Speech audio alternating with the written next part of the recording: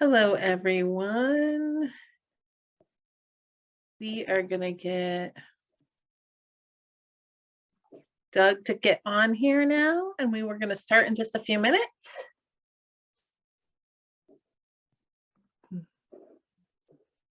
Hello, Doug. Welcome again. I see that we have a lot of people entering into the Zoom. I'm going to give it just another minute, and then I'll go ahead and we'll make our introductions. All right.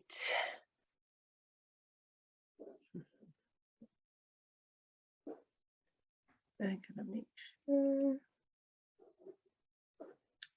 that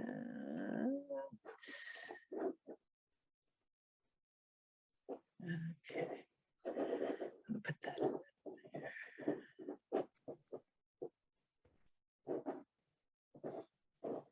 All right.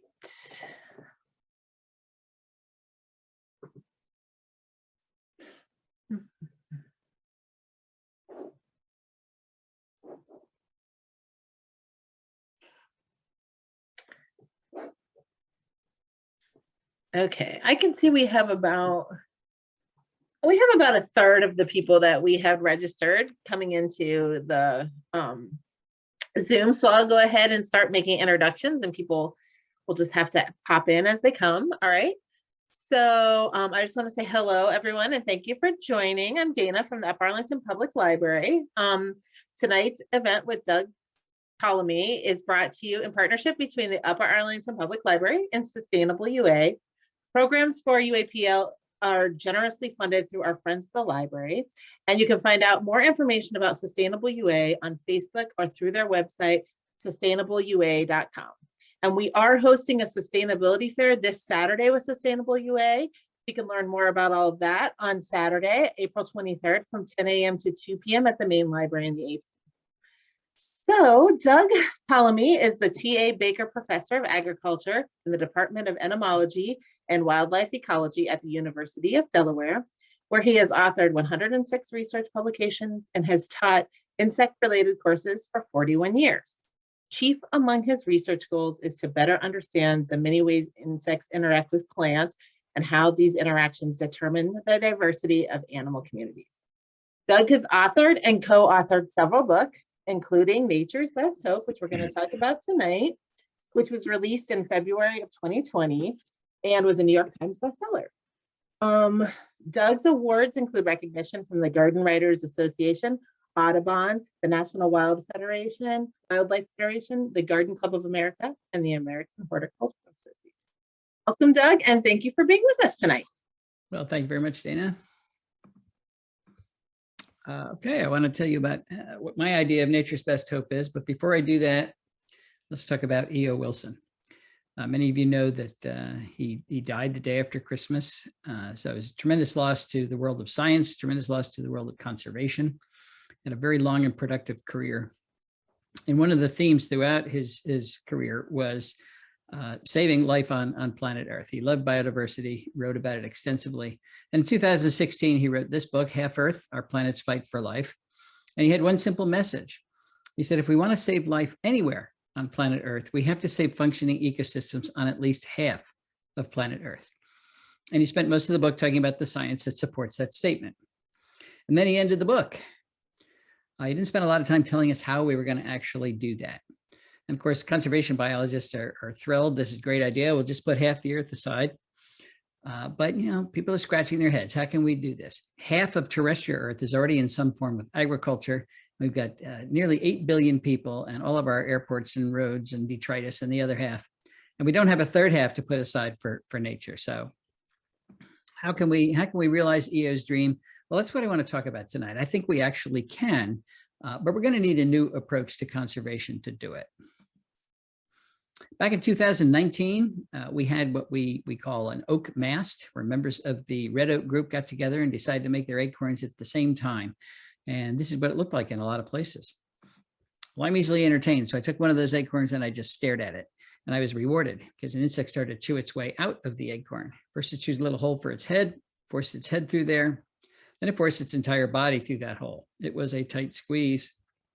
Made it look like the Pillsbury Doughboy. Finally, it plopped down. That's a dangerous time for this this insect larva, because it's good to eat. A lot of things are after it. So it gets to safety by wiggling and squirming beneath the soil surface in about 30 seconds. And once it's underground, it stretches in all directions and forms a chamber. Then within that chamber, it converts itself to a pupa. It stays there for 2 years after that. After 2 years, comes out as an acorn weevil. That's what an acorn weevil looks like. A lot of people think weevils have big noses because it looks like they do, but that's actually an extension of the head capsule, and their mouth parts are way down here at the end of that extension. They take those mouth parts, chew a hole into the center of the acorn, turn around, lay an egg in that hole, and that is how the larva gets into the acorn. You might wonder why they spend 2 years underground. Why don't they come out the following year the way most insects would? And the answer is it takes red oak acorns 18 months to complete their development. So if they come out the very next year, there wouldn't be enough acorns for them. Once they leave the acorn, of course, that leaves a hole, a true vacuum. And you know that nature abhors a vacuum. And in this case, she fills it with 3 species of temnothorax ants, tiny little ants where the entire colony lives in the holes made by acorn weevils and acorns. And if scouts find a new hole in a new acorn, they get all excited because their old acorn is falling apart. So they tell everybody it's time to move the colony. They grab the larvae, they grab the eggs, they grab the entire colony, and they move it in about 30 minutes. Then they post a guard, make sure nobody else comes in. And this is where they will live for the next 2 years until this acorn falls apart. What is my point with this little story? Well, it's very simple. That's just one of literally millions of very specialized interactions between animals and plants that comprise the bulk of nature. This is another one, the relationship between jays and acorns. Jays are the primary disperser of oak acorns. They'll take an acorn, they'll fly about a mile from the parent tree and then tap that acorn beneath the soil surface. The object is they're going to go back and get that acorn during the winter and have something to eat.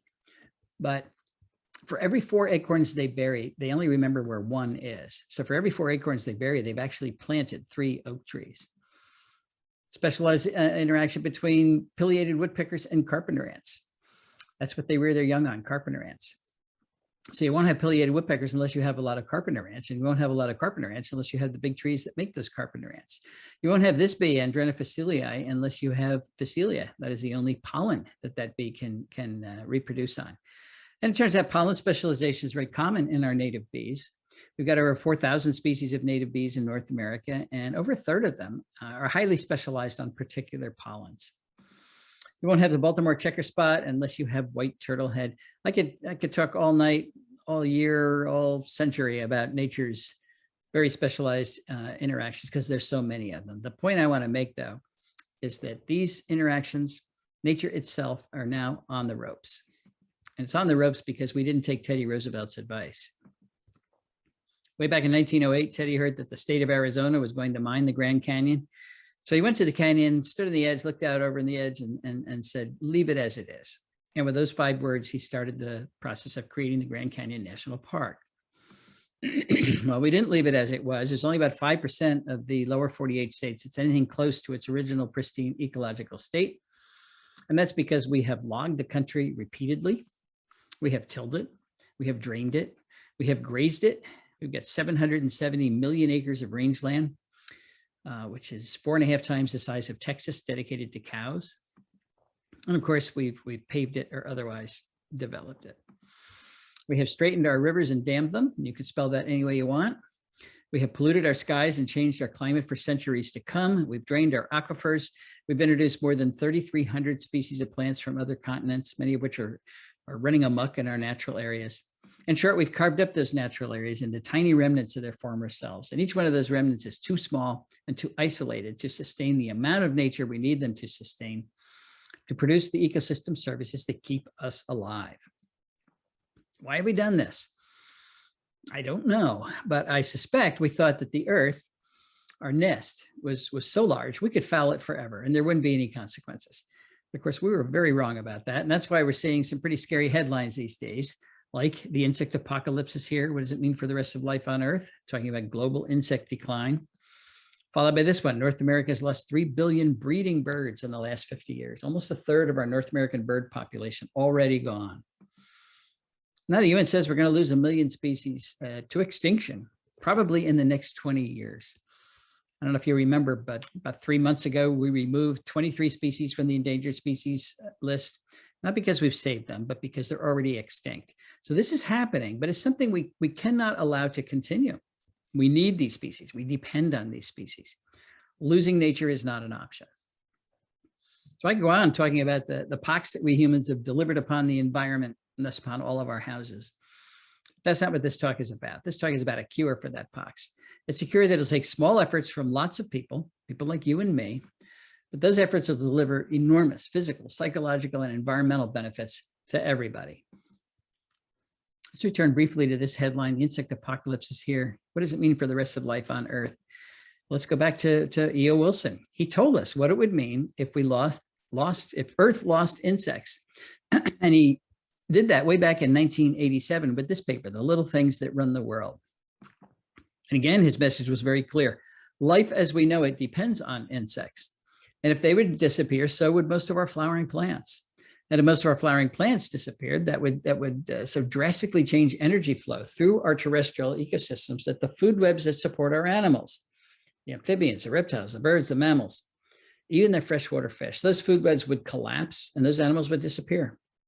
The biosphere, the living portion of the earth, would rot because we would have lost insect decomposers that rapidly turn over nutrients, and all we would have is bacteria and fungi. Of course, humans wouldn't survive any of those drastic changes.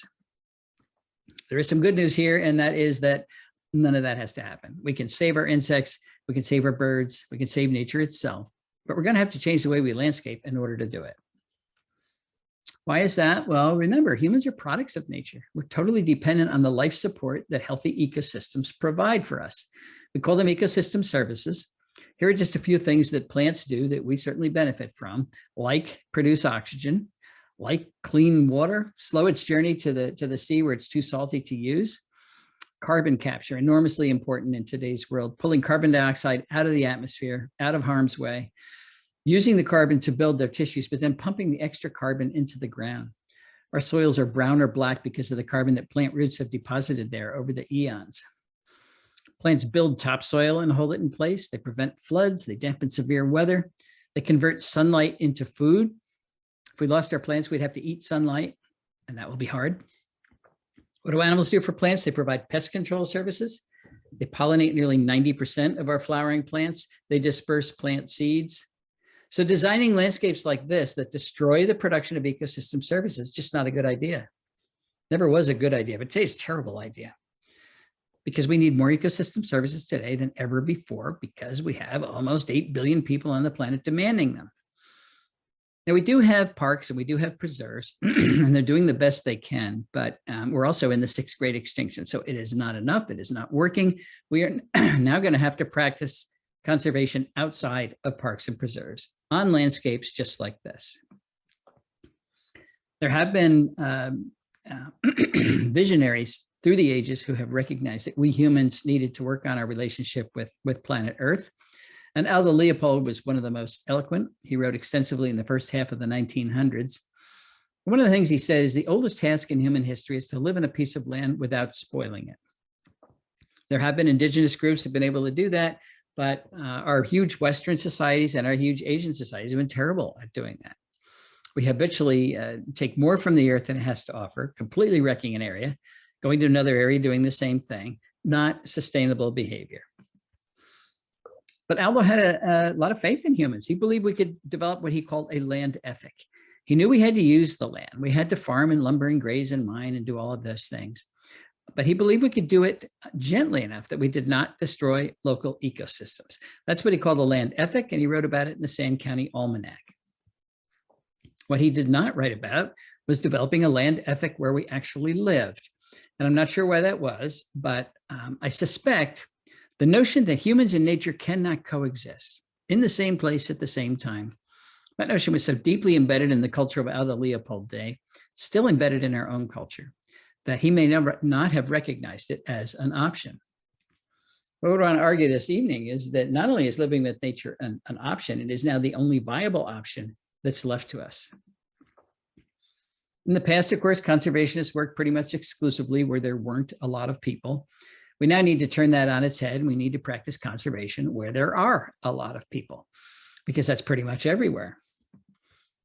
In other words, we have to find ways for nature to thrive in human-dominated landscapes, not hang on by a thread, but thrive. Where are we going to start?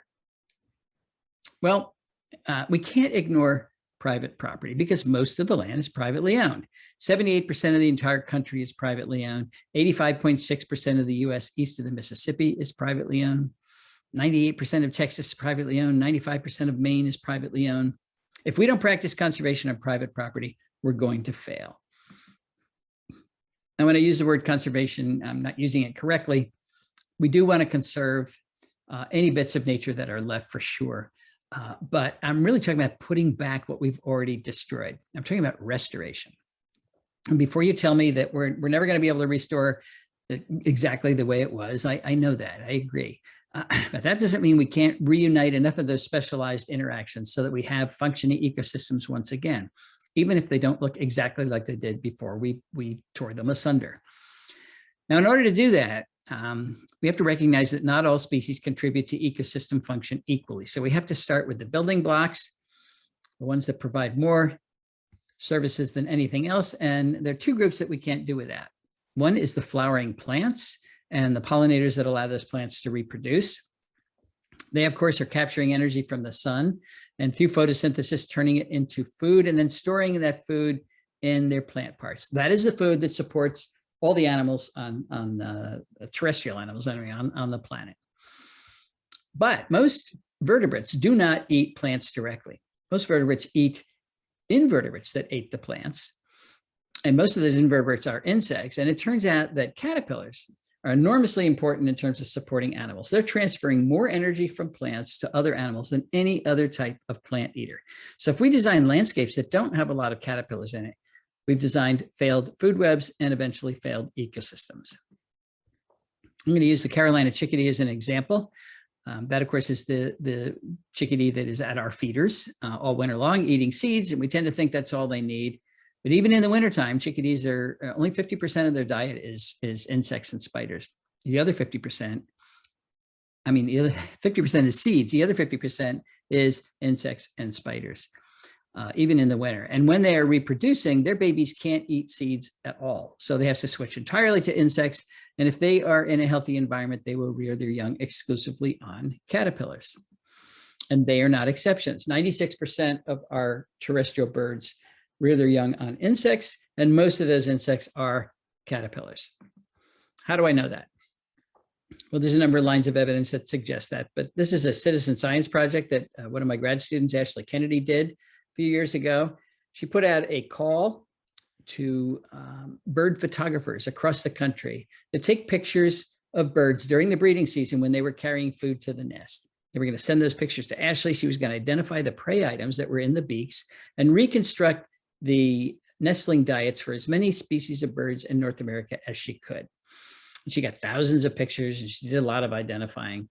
And you're looking at a summary of her results. The green bars are the percentage of nestling diets in these 20 common bird families that were caterpillars. And in 16 out of the 20 common bird families, caterpillars dominated the diet. So again, imagine what would happen to breeding birds if we designed landscapes that did not have enough caterpillars. Most of our birds would not be able to reproduce. So there's something special about caterpillars. Let's think about what it might be. There's actually several things special about caterpillars. And one of them is they're soft. Think of this guy as if he's a little sausage with a very thin wrapper. The thin wrapper is his exoskeleton, his cuticle. It's made of chitin. It's undigestible, so the birds don't want a lot of that. And because it's soft, you can stuff it down the throat of your offspring without fear of injuring it. If you've ever seen a parent bird rear its young, it's pretty rough. The beak is like a plunger. They just stuff it down there. Caterpillars are also relatively large prey items. One medium-sized caterpillar is equal to the biomass of 200 aphids. Many of our smaller birds do chase aphids around, but do you want to chase 200 aphids or get one caterpillar? They're nutritious. They're very high in fat, very high in protein, low percentage of chitin compared to other insects, particularly beetles. Beetles are not like little sausages. They're like little tanks. So much of a beetle is undigestible. And many beetles have a lot of sharp edges too. Then finally, caterpillars are the best source of carotenoids for birds during the breeding season. And I mention carotenoids not because I love organic chemistry, but because I'm a vertebrate and you're a vertebrate and birds are vertebrates, and we vertebrates cannot make our own carotenoids. Only plants make carotenoids. So we have to get our carotenoids from plants. And we have to get them from plants because carotenoids are essential components of vertebrate diets.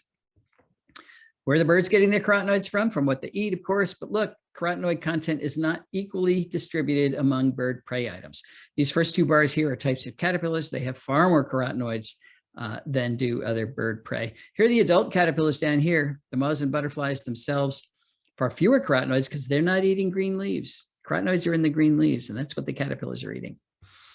And here's the earthworm way down here.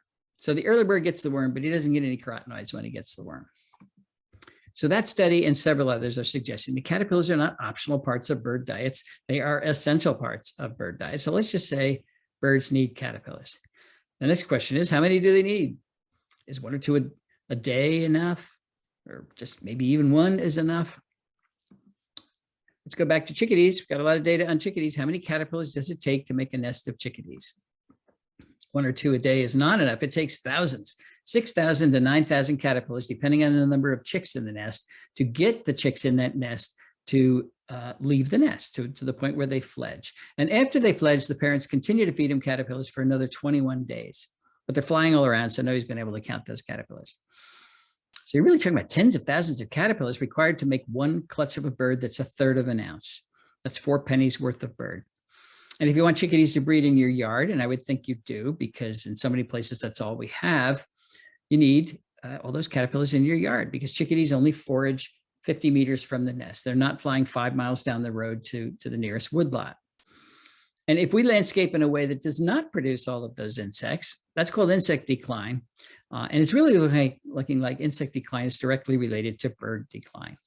We went to the original data set of Rosenberg et al. That's the group, the Smithsonian group, that said we've lost 3 billion birds in the last 50 years. And we divided the birds, the terrestrial bird species, into 2 groups, the ones that require insects and the ones that do not.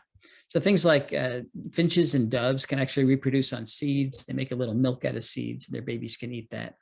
And they didn't lose any numbers at all in the last 50 years. But the birds that require insects, particularly during reproduction, lost on average 10 million individuals per species.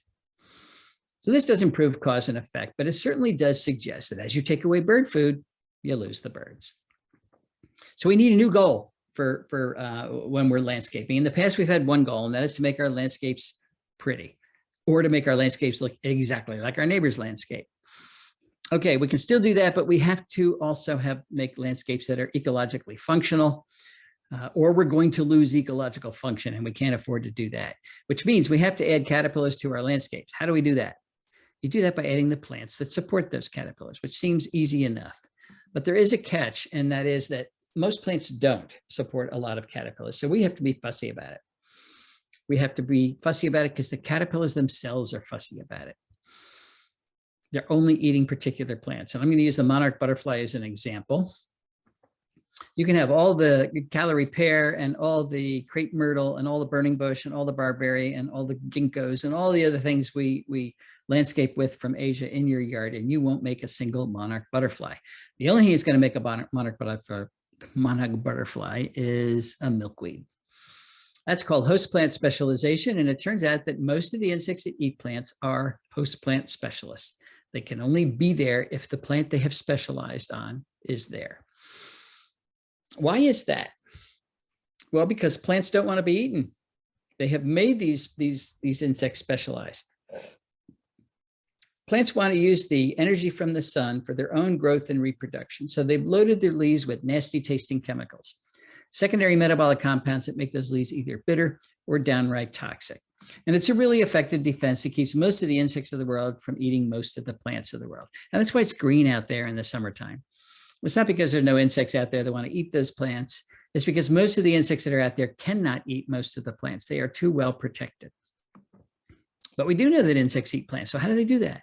How do they get around those chemical defenses? Well, this is where the specialization comes in. Every plant lineage that is out there protects itself with a unique cocktail of chemical defenses. And an insect can't adapt to all of them. So they pick 1 or 2 plant lineages that are really similar in how they protect themselves.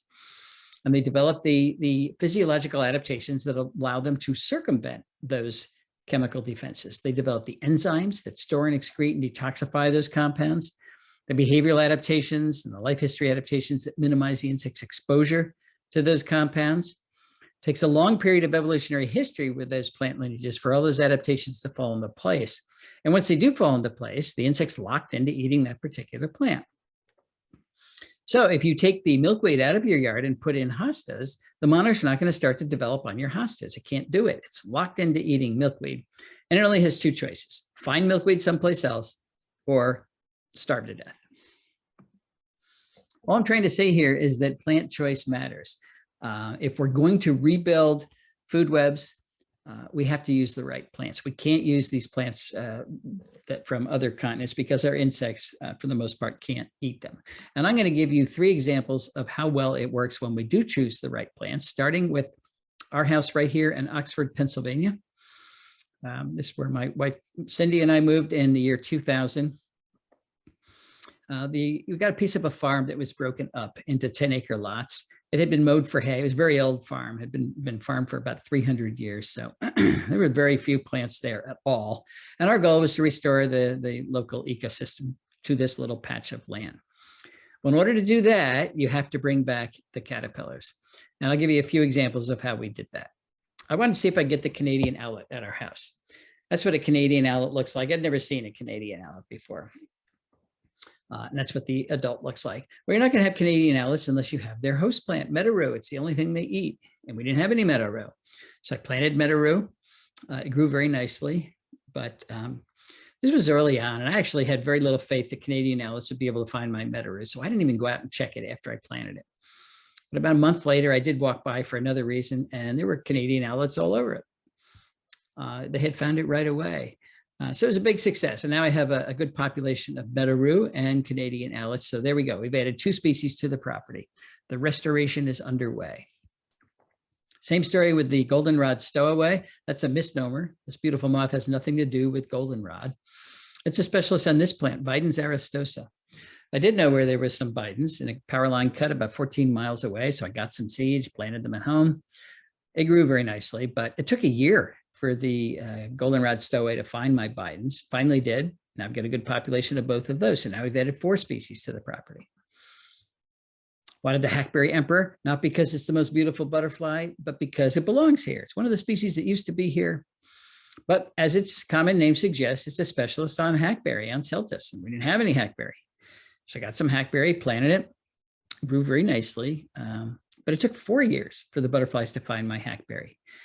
But they have. I checked one of my hackberry branches last June. There were 9 Hackberry Emperor caterpillars on a single branch. Now we've added 6 species to the property. And that's how it went.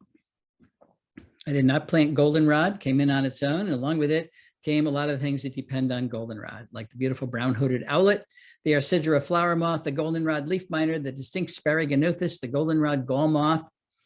Here's one that hasn't come, the goldenrod flower moth. That's what its caterpillars look like. I don't know why it hasn't found our goldenrod yet, but it's still part of the fun. This is anticipation. It's like waiting for the ketchup to come out of the bottle. Every year I go out and I check for the goldenrod flower moth. One of these years I'm going to find it, and that'll be a great day.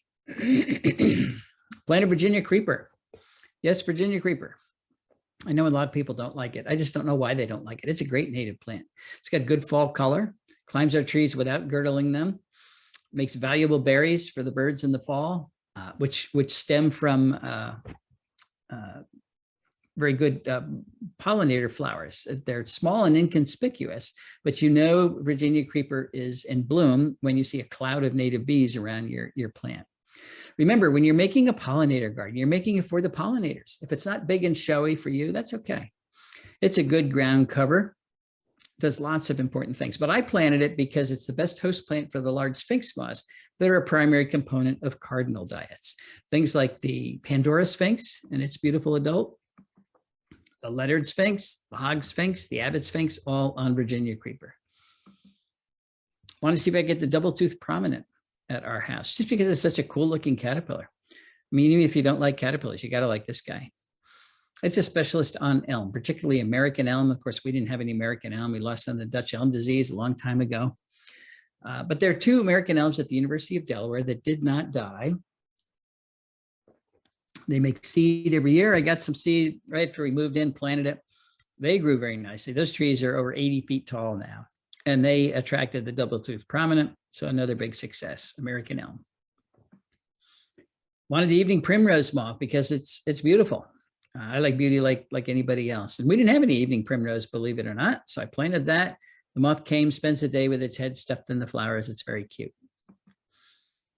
And I planted lots of oaks. Now, those are just examples of the plants I put on our property, but I want to focus on oaks for a while because they are such important plants. This is the Bedford oak in Bedford, New York, Martha Stewart land. People argue about whether it's 400 years old or 500 years old. It's enormous. And, I hear people say all the time, I don't want to plant an oak because I won't live long enough to enjoy it. And if you can only enjoy your oak when it's 400 years old, you're right, you won't. But if you can enjoy what your oak is doing in your yard, what it's contributing to your local ecosystem, you can enjoy it right away. And I can say that with confidence, because I planted most of my oaks as acorns, which means they were free, or 2-foot bare root whips, which means they cost $1.50 each. And immediately they started to rebuild the moth population, which creates those caterpillars that runs the food web. By bringing in things like the solitary oak leaf miner, Juvenil's dusky wing, the yellow-shouldered moth, Suzuki's Promolactis, the red-washed caterpillar, the yellow-vested moth, the orange-tufted Oneida, the spiny oak caterpillar, the two-spotted oak punky, the variable oak leaf caterpillar, the red-humped oakworm, the orange-humped oakworm, the pink-striped oakworm, the hesitant dagger moth, the lesser oak dagger moth, the greater oak dagger moth, the streaked dagger moth, the afflicted dagger moth, the crown bucolatrix, the orange-patched smoky wing, the white-blotched heterocampa, the oblique heterocampa, the red-lined panapoda, the laugher, and literally hundreds more species of moths have come to my oaks, and they come right away. This is a pin oak that has just popped its head above the leaves, and here's a caterpillar standing on the ground eating the leaves of that tree. So they start to support your food web the very first year. This is what our yard looks like, or will look like, as soon as the leaves come out, if it ever stops snowing. Got a little lawn here. We're very traditional. Through the years, as I learned how important moth species were to local food webs, and all you have to do is count the number of species of moth species in your local food web, and you know how complex and complete it is. I started to count the moths that are making a living at my house by taking a picture of them. I've been doing it for 5 years. I am still at it, but I am up to 1,140 species of moths that are now making a living in a place that used to be essentially bare land. I haven't gotten to the butterflies yet, so it'll be more than that when I get to them. We do have 10 acres. Pennsylvania is 2.4 million acres. So on 1/240,000th of the landmass, we have 44% of all the moths that occur in the entire state. And because so many of these species are types of bird food, we've recorded 60 species of birds that have bred on our 10 acres, not flew by, but bred. Why am I telling you this? Well, this is another headline we see all the time. The World Wildlife Fund says that the Earth has lost 2/3 of its wildlife since 1970. But I'm thinking, not at our house. I am sure we have increased biodiversity by more than 2/3, and it didn't take that long, and it wasn't that hard. We just put the plants back. And I'm convinced this will work all over the world. So don't give up when you see headlines like this. It does make you want to give up, but don't. We can turn it around if we all get busy. But I know what you're thinking. We've got 10 acres. A lot of people have less land than that. Will it work on smaller lots in suburbia? Well, that's a good question. So let's go to Margie and Dan Terpstra's house in Kirkwood, Missouri. They have 0.6 acres, 18 times less land than Cindy and I have, and they're in the middle of suburbia. All their neighbors had the big lawns. When they moved in, their yard was choked with Amur honeysuckle, bush honeysuckle. So they got rid of that. That's from Asia. And they planted 75 species of native plants, put in a water feature they call a bubbler, and then they sat back and started to count the birds that are using their yard. And they are up to 149 bird species, including 35 warbler species.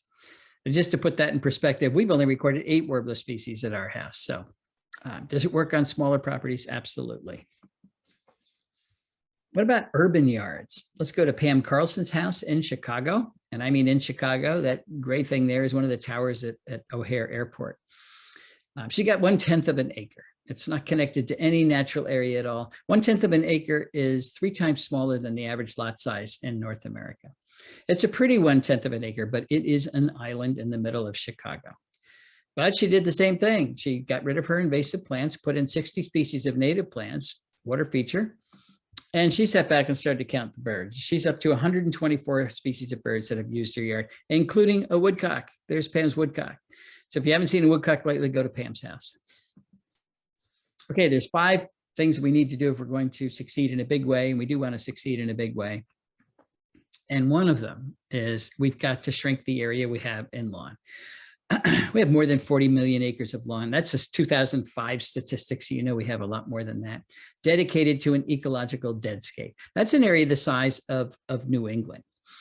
Now, I know we need lawn to demonstrate our high status. That's what it's there for. And we also need lawn to put our Halloween decorations on. But what if we cut that area in half? What if we replanted half the area that is now in lawn? What if we took areas like this and we converted them to this? This is, I got this picture from Dan Getman. He had a big lawn, but he's putting in a lot of native plantings throughout that lawn. Well, we could create a new national park that I'm calling Homegrown National Park, and it will be big.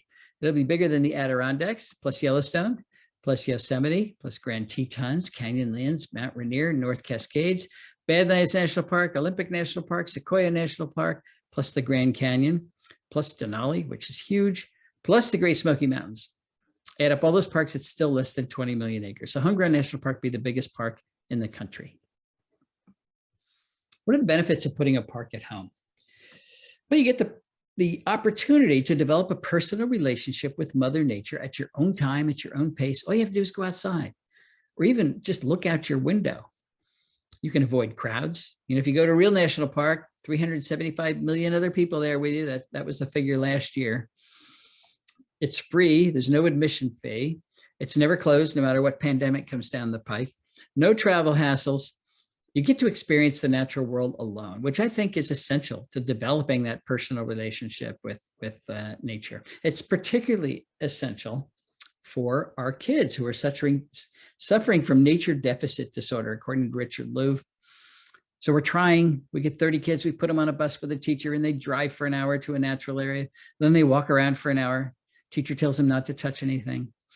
Then they get back in the bus and they go home, and that's their experience with the natural world, which I'm sure is better than nothing. But it's not, it's really been an experience with 30 other kids and a teacher telling them not to touch anything. If they have some part of nature right where they live, all they have to do is go outside alone. Let them interact with Mother Nature alone and get to know her, become friends with her without parental supervision. You know, when you hover over your kids, you're sending the message that everything is dangerous. Mother Nature is not dangerous most of the time. Your kids will come home again, I guarantee it. Why is this important? Because they are the future stewards of the planet. And if they don't know that they're supposed to be stewarding the planet, if they don't know the planet requires stewarding, if they don't love being a steward of the planet, they're going to be lousy stewards, and we can't afford any more lousy stewardship. And maybe they'll learn how to hunt lizards. I'm learning this from my own granddaughter, Zoe, who lives in Hawaii on a very modest patch of nature. It's a little piece of lawn with a hedge, but there are anoa lizards there. And when she discovered that, she sent me this picture to tell me how you catch lizards. You get on the ground and you cover yourself with leaves and sticks so the lizards can't see you coming. Then you crawl very slowly towards the lizard. No smiling. This is serious business. You can wear your best dress, that's okay. But you sneak up on the lizard, you catch the lizard, you put it in an aquarium, you learn how to take care of the lizard, you become a friend with the lizard. You get to know Mother Nature and how to steward her. Now, I don't think Zoe's going to be crawling on the ground in her best dress, catching lizards the rest of her life. I don't think. She sent me this picture not too long ago, so who knows? But I guarantee she's going to remember catching lizards in Hawaii the rest of her life. And I also guarantee she's going to be a good steward of the planet because of it. If you want your kids to catch more than lizards, get Nancy Stranicki's Nature Play at Home. Dozens of examples of how to expose kids to the natural world right where they live. And if you want to join Homegrown National Park, you can do it. Go to homegrownnationalpark.org and get yourself on the map. It's free.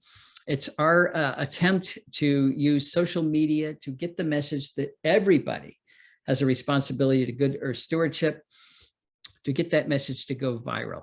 What you're going to do is you're going to register where your property is, its location, and the amount of area that you're going to start stewarding responsibly.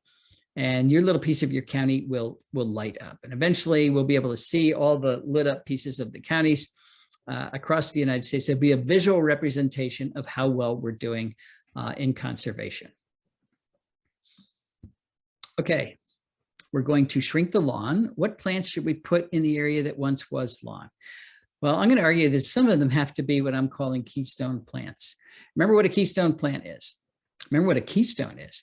This is Roman arch. The keystone is the stone in the middle of the arch. And if you take the keystone out, the arch falls down. A keystone plant is I call it a keystone plant because if you take that out of the local food web, the food web collapses. And that's because keystone plants are making most of the food. Just 5% of our native plants are making 75% of that caterpillar food that drives those food webs. 14% of our native plants are making 90% of the caterpillar food that drives those food webs. So think of the keystone plants as the 2x4s that are holding up the ecological house that you are building. They're essential for support. You can't build a house out of wallpaper, and that's what we've been trying to do for the last 100 years. You're not through building your house when you've got your keystone plants, but it's not going to stand up without them. So the question is no longer simply, are native plants better than non-native plants? The question really is, which species do we want to plant that are going to support the most pollinators and the most caterpillars? I used to get an email from somebody saying, don't you know that ginkgo biloba from Asia used to grow in North America 7 million years ago? That makes them native. That means we can plant them and everything will be great. Yes, I do know that ginkgos grew in North America 7 million years ago. We can argue about whether they're native today or not, but I'm not going to have that argument because that's not the metric anymore. It's not whether they're native or not, it's whether they're doing anything or not. There are a lot of natives that don't do all that much either. And I don't care whether ginkgo grew in the moon 7 million years ago. It produces 0 species of caterpillars here today. That's the metric we want to look at. It is not contributing to local food webs. What's contributing more than anything else? It's one of our oaks. In the mid-Atlantic states, oaks support 557 species of caterpillars, over 950 nationwide. There's no other plant genus that comes close to that. You want to find out what the best keystone plants are where you live. You go to the Native Plant Finder, the National Wildlife Federation website, and put in your zip code, and the ranked list of both woody and herbaceous plants will pop up for your county. Now, these are not complete lists. I just stopped because I ran out of room. Okay, we're going to shrink the lawn. We're going to put in keystone plants. We're going to invite a lot of insects to our yard, and then we're going to kill them with our security light, which of course is not the goal. There's a lot of research telling us that light pollution at night is one of the major reasons for insect declines, particularly the declines of those all-important moths that are making those caterpillars. These are all the ways that lights kill insects at night. But this is actually good news to me, because we've got to stop insect decline. We've got to turn it around. We've got to reverse insect declines. And if we can do that by just flicking off a switch, turning out our lights, we're getting off easy. And of course, we got a lot of lights we've got to turn off, folks. But I know what you're going to say. Oh, I can't turn the light out over my garage or over my barn, or I can't turn it out over my front porch because the bad man will come. All right, put a motion sensor on your security light so it only turns on when the bad man does come. And the first thing you're going to recognize is the bad man doesn't come very often. And if you don't want to do that, take the white bulb out of your security light and put in a yellow bulb. A yellow LED bulb is the best, because nocturnal insects are far far less attracted to yellow wavelengths than to white wavelengths. If we switched out our white bulbs for yellow bulbs overnight, we would save millions of insects and millions of dollars too, because LEDs are, of course, a lot more energy efficient. Okay, we're going to shrink the lawn. We're going to put in keystone plants. We're going to turn out our lights. Then we're going to invite Mosquito Joe to come kill all of our insects. This is a booming business all around the country, unfortunately. Mosquito Joe says it's okay because this is a natural product, and it is. It's pyrethroids, but of course it's industrial pyrethroids. That's the compound that's in chrysanthemums. But these have been intensified. They're a lot more toxic. He also says that it only kills mosquitoes, and boy, I wish he was right. But he's not right. It kills all the insects that it comes in contact with, including monarchs during their migration. Hundreds of monarchs dead on the road when they fly through Mosquito Joe. The important thing is mosquito fogging does not control mosquitoes. You don't control mosquitoes in the adult stage. You control them in the larval stage. If you're going to control mosquitoes in the adult stage, you have to kill 90% of the adults. A mosquito Joe kills between 10 and 50%, not even close to working. And that's why he has to keep coming back and keep charging you. If you really want to control mosquitoes, get a bucket, fill it full of water, put in a handful of straw or hay, and let it ferment for a couple of days. What you're doing is building up the population of algae and diatoms, and that's what mosquito larvae eat. So it becomes an irresistible brew to ovipositing mosquitoes. They will lay their egg in your bucket. Then you go to the hardware store and you get a sheet of mosquito dunks, costs you $9. This is Bacillus thuringiensis. It's a natural bacterium that only kills aquatic diptera, and the only aquatic diptera in your bucket is mosquito larvae.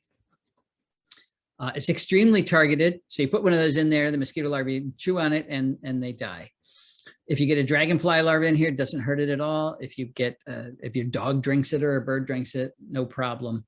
You might put a coarse screen in your bucket so a chipmunk doesn't jump in there and drown. But if everybody did this, we would control a lot of mosquitoes without killing everything else.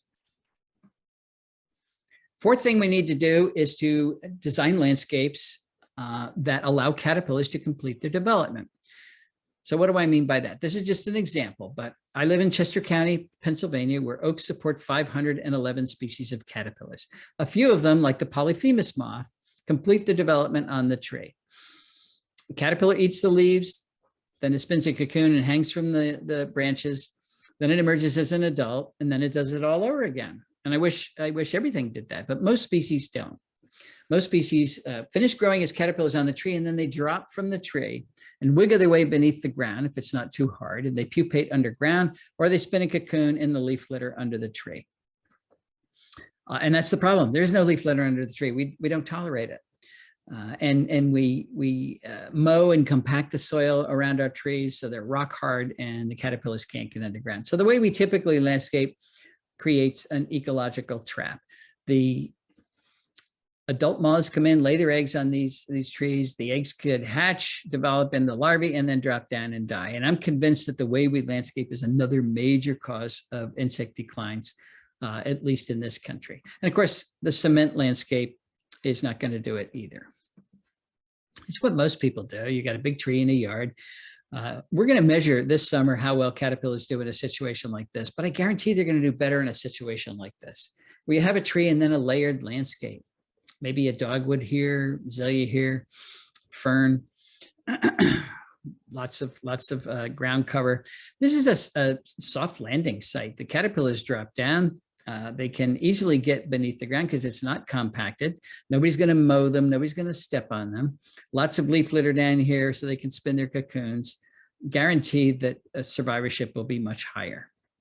This is where you can do your spring ephemeral gardening. This is how you shrink the lawn, folks. Put big beds around your trees. It's better for the tree and it's great for those insects. And it's a lot of fun gardening as well. Use your native ground covers liberally, like wild ginger, May apples, foam flower, ferns, all safe sites.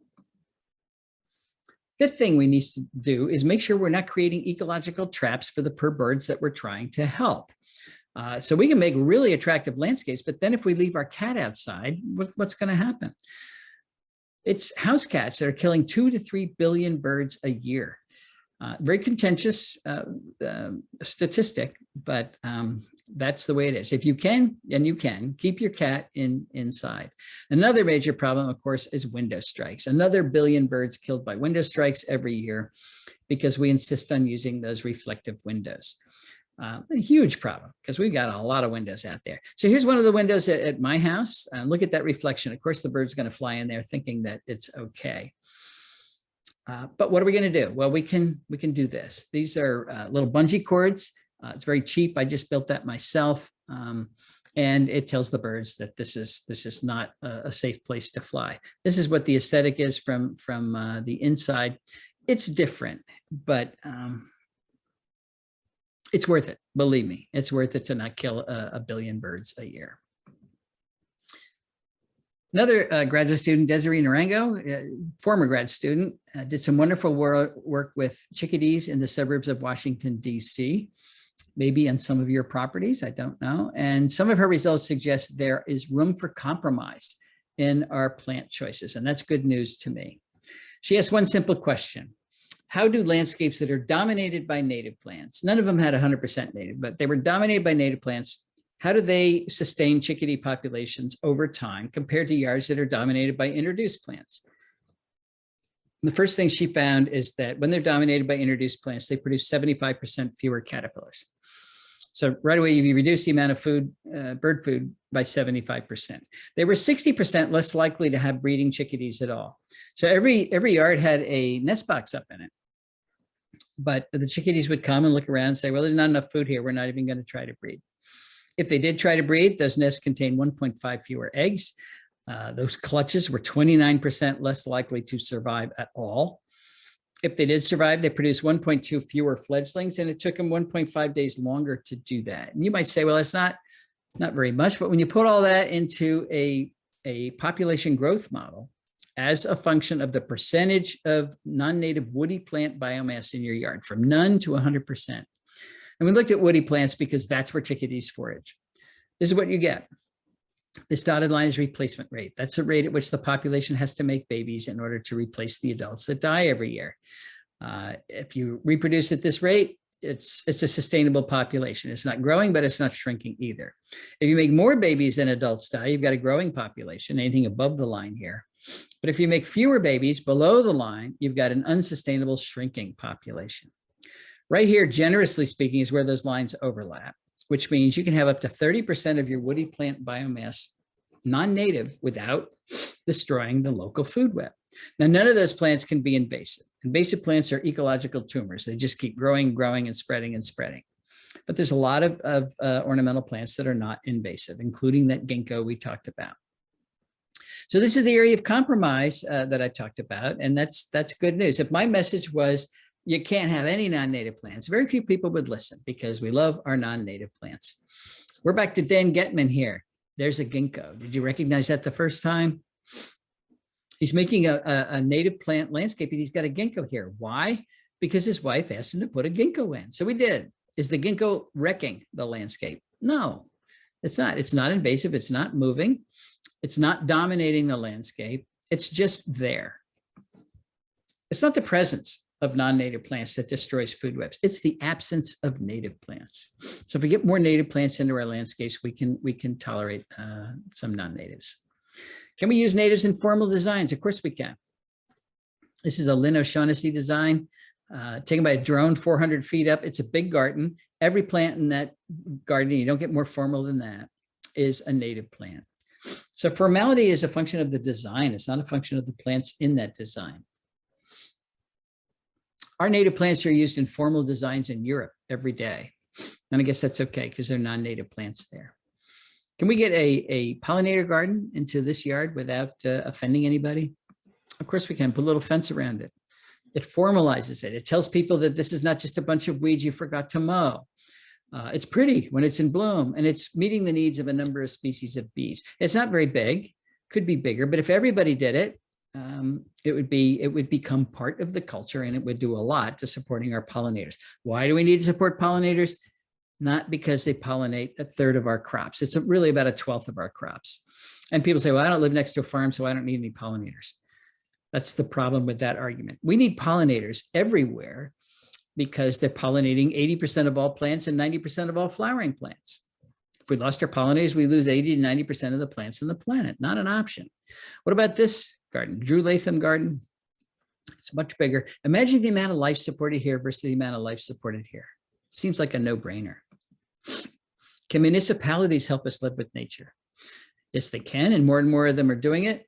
Minnesota kicked this off several years ago now with a lawn to legume program. It's a cost-sharing program where the state is paying people to convert part or all of their lawn to Minnesota prairie plants. Very popular.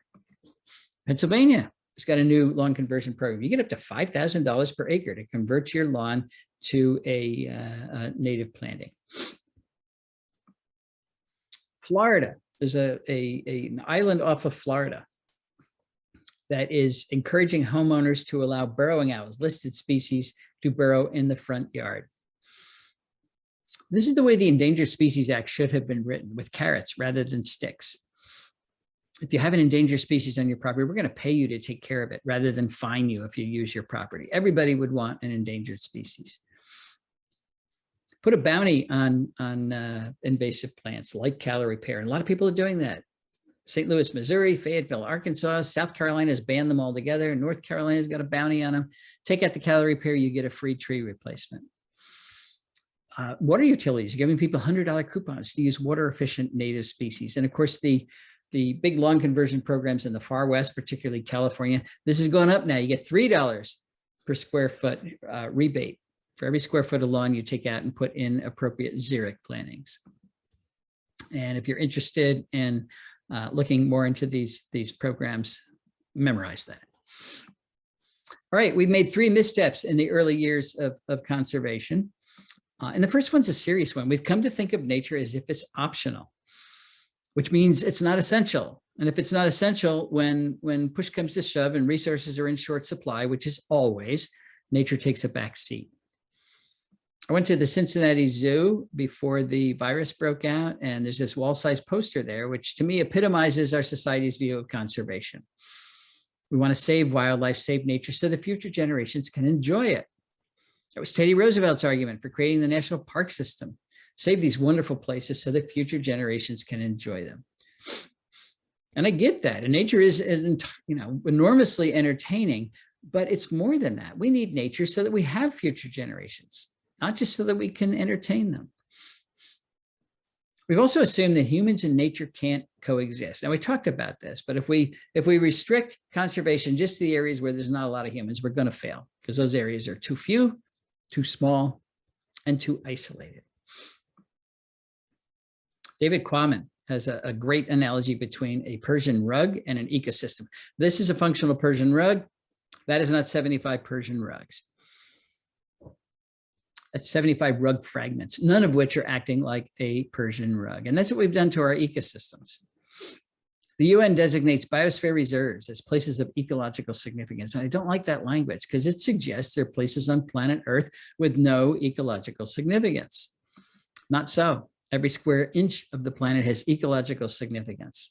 Even if we've reduced that significance, we've got to rebuild it. And that includes our yards, our landscapes, our roadsides, our corporate landscapes, even our agriculture. So we need to glue our rug back together again, folks. We got to put the plants back, not just to build biological corridors that connect viable habitats, but to create viable habitat where we've destroyed it. This is what Homegrown National Park is going to do. It's going to put so many plants back that for the first time in modern history, we're going to actually coexist with nature. Our third misstep was to leave Earth stewardship to just a few specialists, a few ecologists, a few conservation biologists. For some reason, we didn't see it as an inherent responsibility of every human being on the planet, but I don't know why, because every human being on the planet depends entirely on the quality of Earth's ecosystems. So why wouldn't everybody have the responsibility of taking care of those ecosystems? Stan Rushworth, a Cherokee elder, once said that the Western settler mindset is, I have rights. The mindset of indigenous people is, I have obligations. You're not born with those mindsets, you're taught them. We're good at teaching this one. We've been terrible at teaching our kids and our peers that we all have obligations to good Earth stewardship. That doesn't mean we have to save biodiversity for a living, but we can save it where we live. And if you do, it empowers you. You know, right now, so many people feel absolutely powerless. The Earth's problems are huge. What can one person do? Well, one person can shrink the lawn, one person can put in a pollinator garden, one person can turn out their lights, one person can use Keystone Plants, one person can fire Mosquito Joe, one person can get rid of the invasive plants that are on this property. We didn't even talk about that. One person can totally revitalize the little ecosystem on their property and then enhance their local ecosystem instead of degrade it. And it also shrinks the problem down to something that's manageable for each one of us. Don't think about the entire planet's problems. You'll get depressed. Just worry about the piece of the planet that you can influence. If you own property, that's obvious. That's where you start. If you don't own property, help somebody who does. Help a land conservancy, help a park, help a preserve. They're all underfunded. They're all understaffed. They will love you as a volunteer.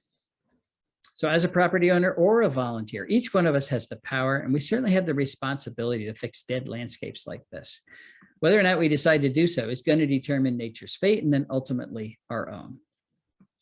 I think I've convinced my grandchildren that you are nature's best hope. I hope I've convinced you as well. Thanks very much. All right, thank you, Doug. We do have some questions that we were getting in our chat, so I'm going to go to getting those here. Sorry. All right, let's get to the top. So someone asked, and I think you answered this after they asked it, but what part of the country you live in, because they were curious if the plants you're mentioning are native to the Columbus area as well. Yes, they are. Yeah. I don't live very far from you.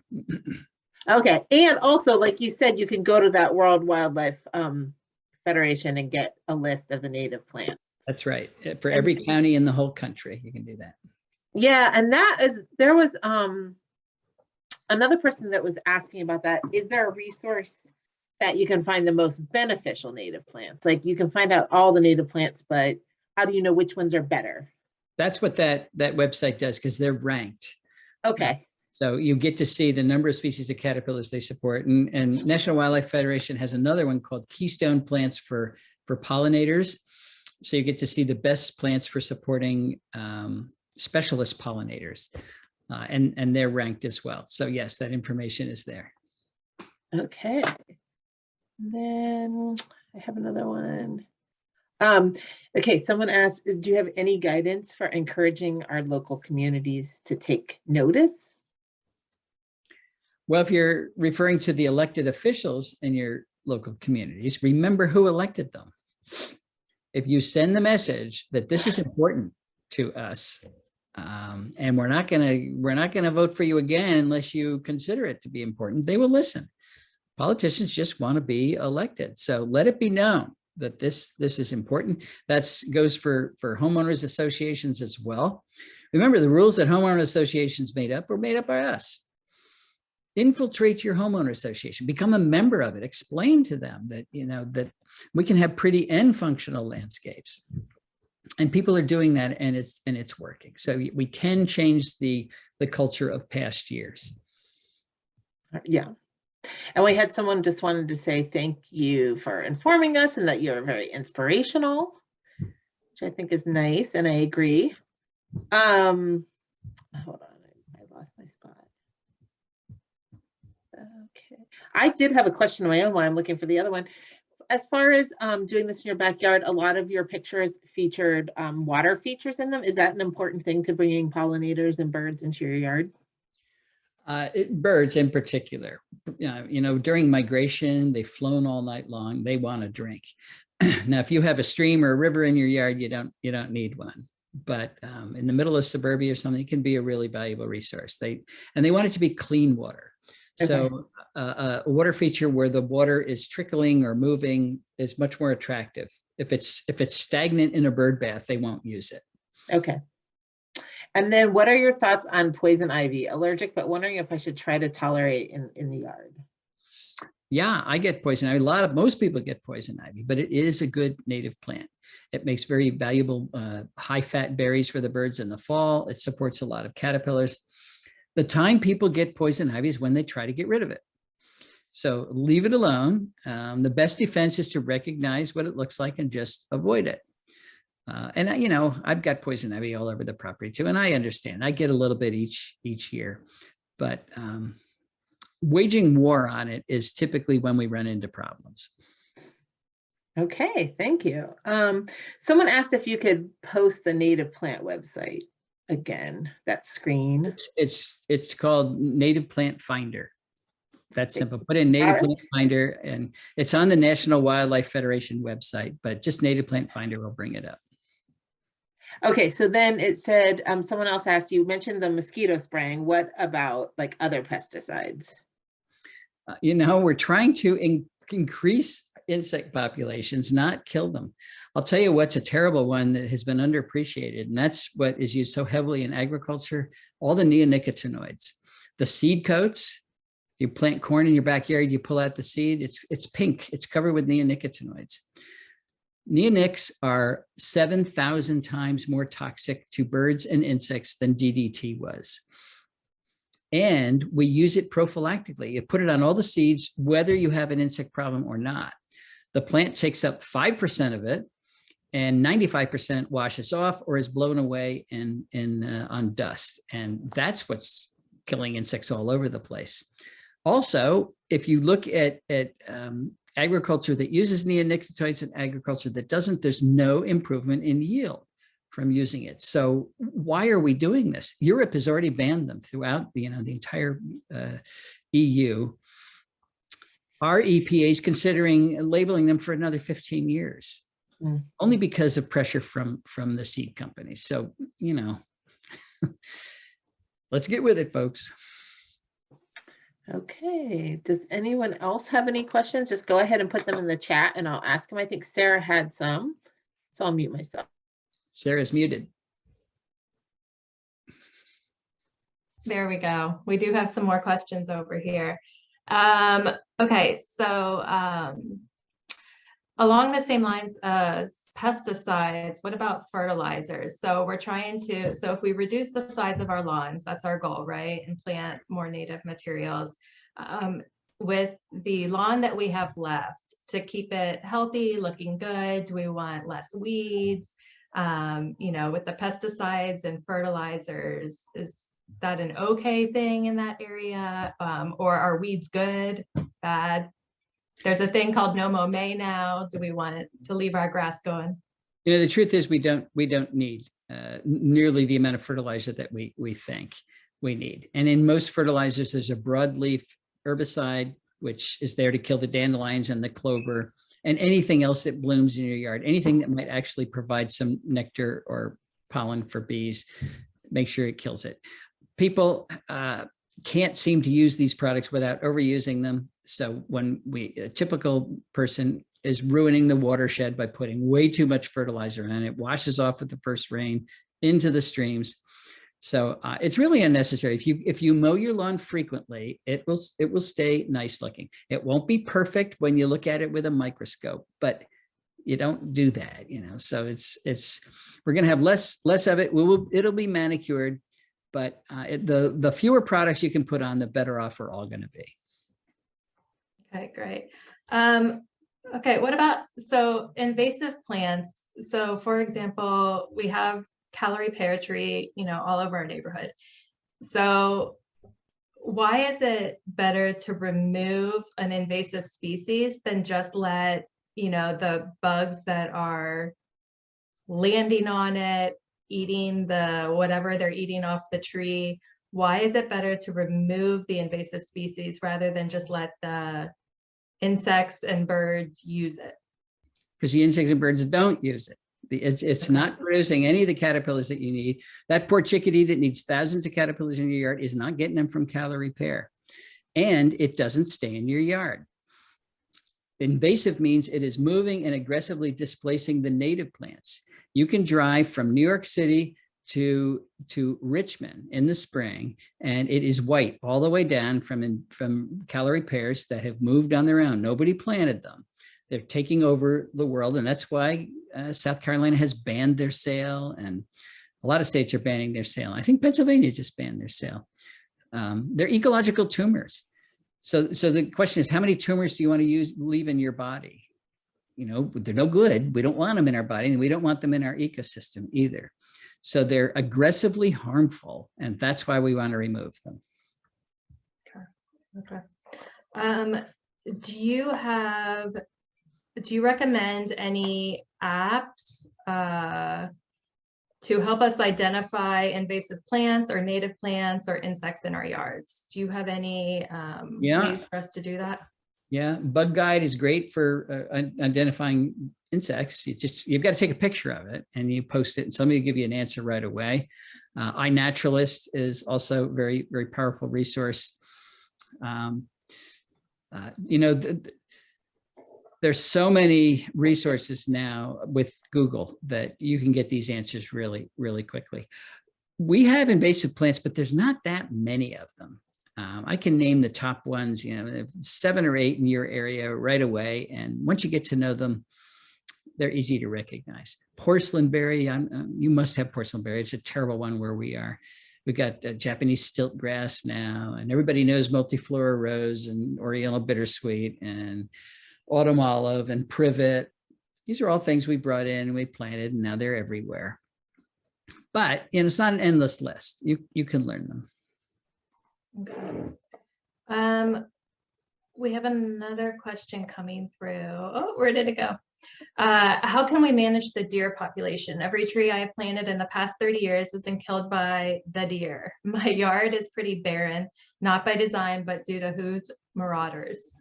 Yeah, very serious problem. As a matter of fact, if we're talking about invasive plants, one of the major reasons they are invasive is that the deer have tipped the competitive balance. The deer won't eat them, but they eat our natives. So every little oak tree that pops up, the deer clobber it, but they're not going to touch the autumn olive or the burning bush or the barberry. That's why that's all we have in our natural areas. So controlling deer is really an important part of controlling our invasives. How do we control deer? We know how to control deer. There's a couple options. There's the one nobody wants to talk about, or we can introduce wolves again. They will do a good job. Cougars, they'll do a job, not as good as wolves. Let's face it, we're not going to do that. But leaving them uncontrolled is destroying our forest ecosystems because it's not allowing any recruitment. There are no young trees because the deer eat them all, just like in your yard. And it makes restoration really, really difficult. And it's not good for the deer either. My wife and I will give you a personal story this morning. We go for a run in a natural area every day, and we ran into a dying buck who was just laying there. He couldn't even get up anymore. Overpopulation is not good for our deer. It's not good for anything. So we know what to do.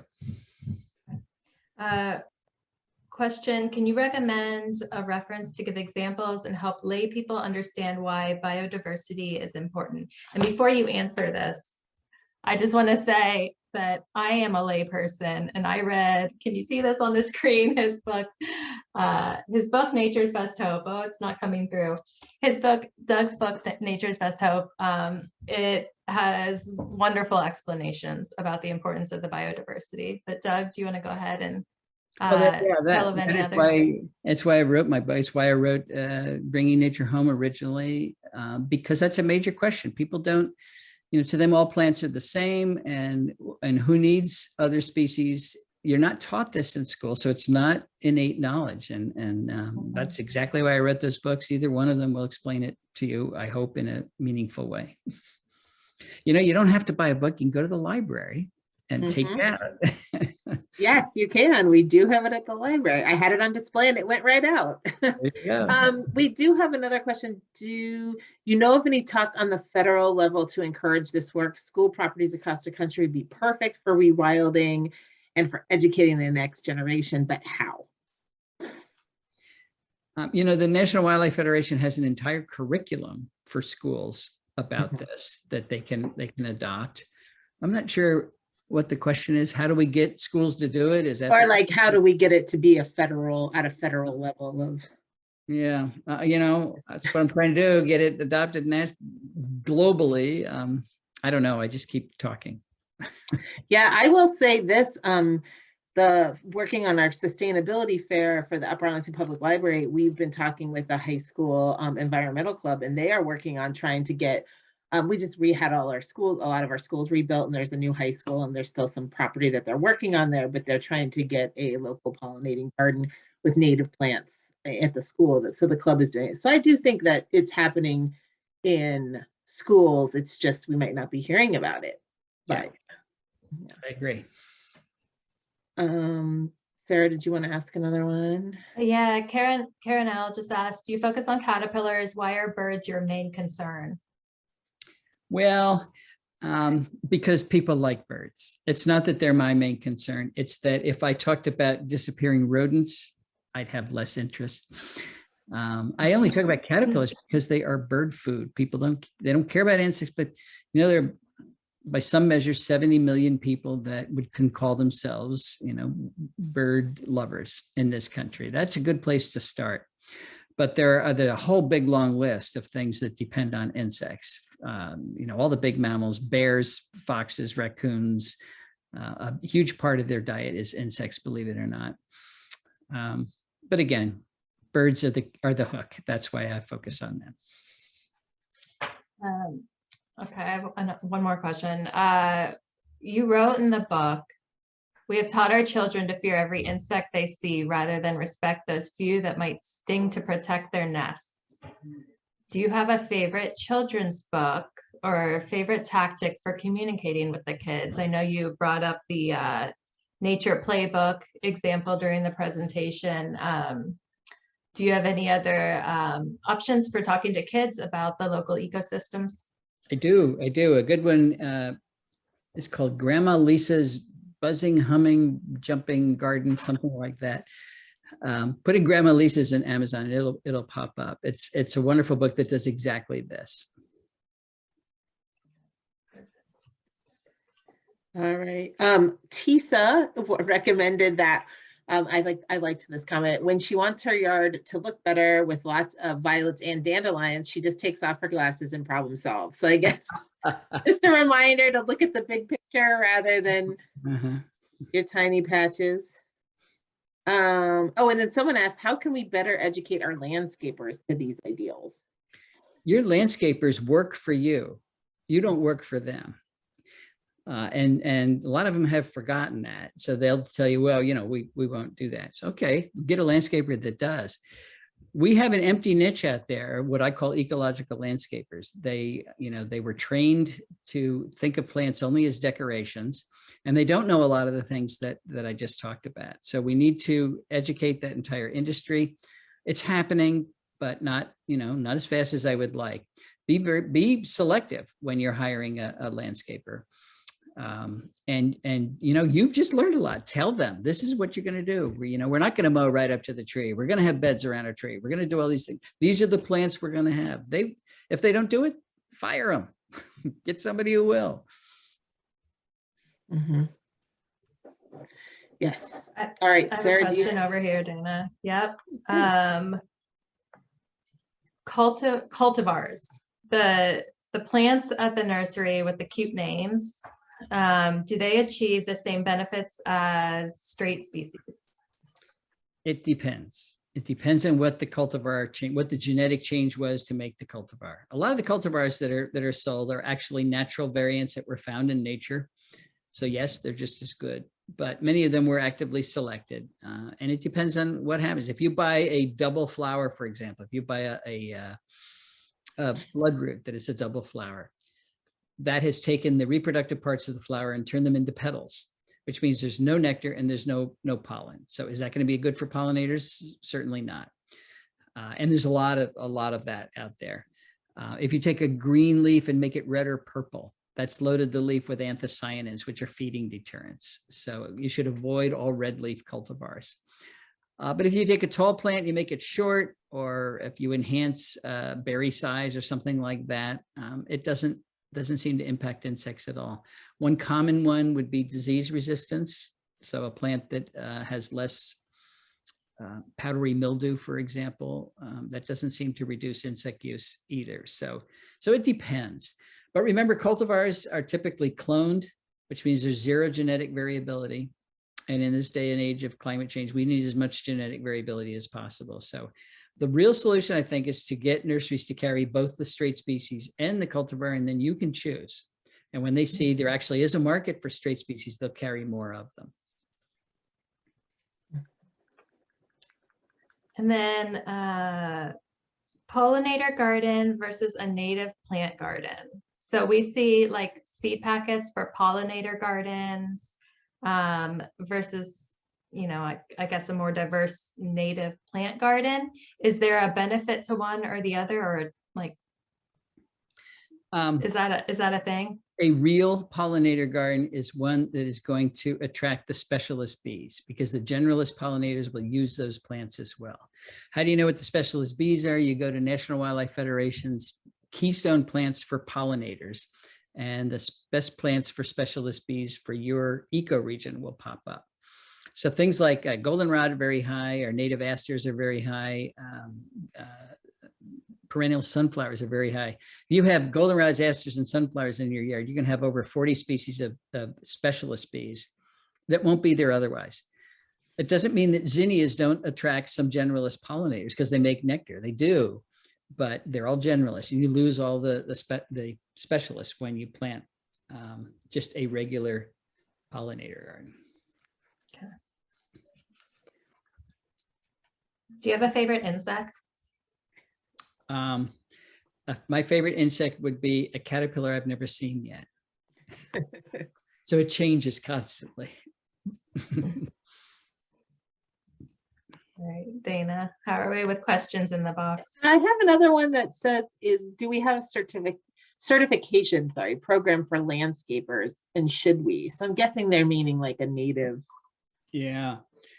There are programs training these people, and yeah, I'm sure there's certifications for them. Right. My brain is just too blank to tell you what they are now, but yeah, I do know that in Ohio you can get I'm sure everywhere you can get your lawn certified as a wildlife habitat. I think she's talking about the certified, somebody who puts a shingle out saying, I'm an ecological landscaper. Right. Who certified you as an ecological landscaper? Yeah. Yeah. So we need more of those programs, that's for sure. Okay, Sarah, You can also ask for those, the local nurseries that carry a lot of native plants like Scioto Gardens around here. They are a nursery. I think the Columbus Garden School would be a good reference for landscapers that, follow more native landscaping guidelines. Be sure you're clear on that when you're asking for that, because a lot of nurseries they'll recommend the people they've worked with for years who may or may not know very much about native landscaping. So okay. I'm just looking through to make sure we didn't miss any of the questions. It looks like we got another one. What should we be doing this spring, Doug, if we have a yard full of lawn? What's our next step this spring? To read your book? Well, yeah, you do that right now, but add a tree, add 2 trees. Those trees will grow a lot faster than you think. Plant them small and put a bed around them. And all of a sudden you've got less lawn and you've just added 2 valuable trees, particularly if they're oaks. Okay.